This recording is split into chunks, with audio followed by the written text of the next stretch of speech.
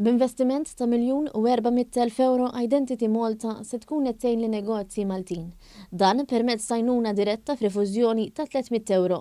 Jiġifieri l-ammont sħiħ imħallas għal kull applikazzjoni ta' ħaddiema ċittadini ta' pajjiżi terzi u li kawża ta' restrizzjonijiet internazzjonali fuq l-ivvjaġġar ma waslux f'pajjiżna. Il-kap eżekuttiv ta' Identity Malta, Anton Sevasta, saħaq li l-Aġenzija se tkun ukoll qed terġa' testendi l-applikazzjonijiet b'6 xhur. Mill-ġimgħa d-dieħla se nibdew nibagħtu ittri reġistrati lill-employers li kellhom dawn l-applikazzjonijiet u li anke issa bdew jalqulhom l-estensjonijiet li konna tajna is-sena li għaddiet sabiex ikunu jistgħu jidħlu fis-sistema, jażlu xi jridu u mbagħad dak il-kreditu jkunu jistgħu joħduh fis-sistema stess.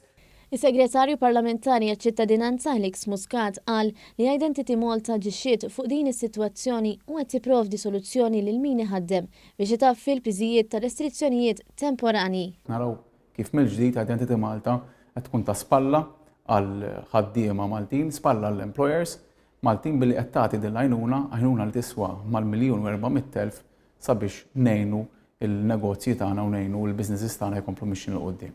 Intant, jekk l-applikant ikkonċernat jażel ma jivvjaġġax lejn Malta biex jibda l-impjieg prospettiv, min iħaddem jista' japplika rifużjoni fil-forma ta' nota ta' kreditu.